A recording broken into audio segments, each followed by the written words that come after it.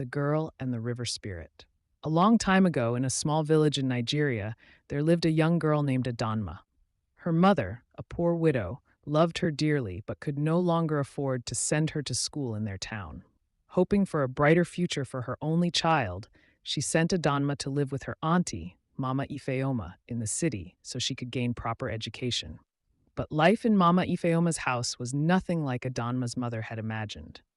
Mama Ifeoma was a harsh woman, quick to scold and slow to show kindness. She made Adanma wake up as early as 4 a.m. to fetch water from the river deep inside the bush. After that, she had to sweep the compound, wash plates, and carry Mama Ifeoma's goods to the market before rushing to school.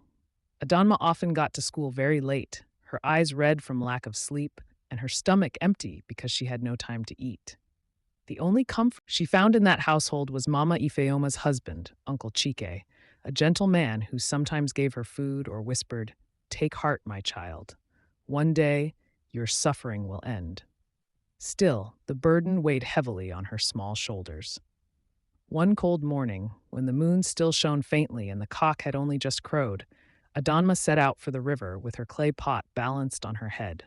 The path through the bush was quiet except for the chirping of crickets. As she bent to scoop water from the river, she heard a soft voice singing, "Child of sorrow, child of tears, why do you carry such heavy years?"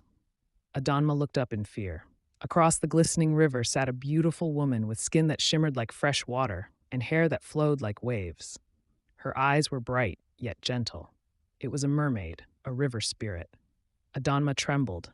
She had heard the elders warned children never to speak with river beings, but the mermaid's voice was kind, not frightening.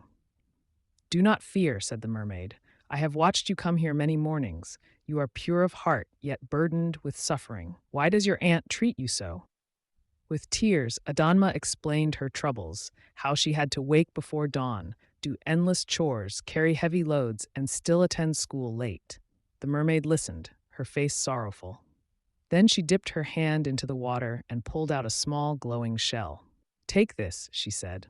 "Each time you fetch water, place it inside your pot. It will fill the pot instantly, and you will no longer waste time. But remember, never use it in greed, only in need." Adanma thanked the mermaid and hurried home. From that day forward, things changed. When Mama Efeoma sent her to fetch water, Adanma dipped the glowing shell into her pot, and in moments it was full. She returned quickly, did her chores faster, and arrived at school on time. Her teachers noticed her improvement, and Uncle Chike was proud of her. But Mama Ifeoma grew suspicious. "How is this girl suddenly so fast?" she wondered. One morning, Mama Ifeoma followed Adanma secretly to the river. Hiding behind a tree, she saw Adanma drop the glowing shell into her pot and fill it instantly. "Aha!" Mama Ifeoma exclaimed. "So this foolish girl has been keeping secrets from me." That night, she demanded, "Adanma, give me that thing you use at the river."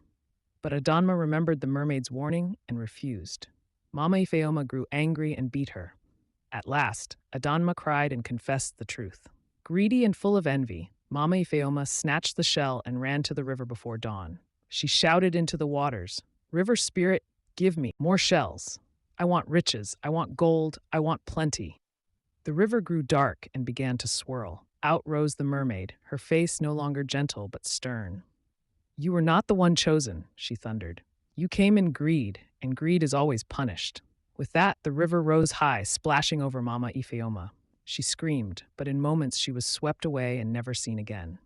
When word reached the village, people pitied Adanma. Uncle Chike took her in as his own daughter, and with the help of the shell, she was able to balance school and chores with ease. She studied hard, grew wise, and one day became a great teacher who told children the story of the river spirit, teaching them that kindness, patience, and humility always bring blessings, while greed leads only to destruction. And so, the tale of Adanma and the river spirit was told for generations.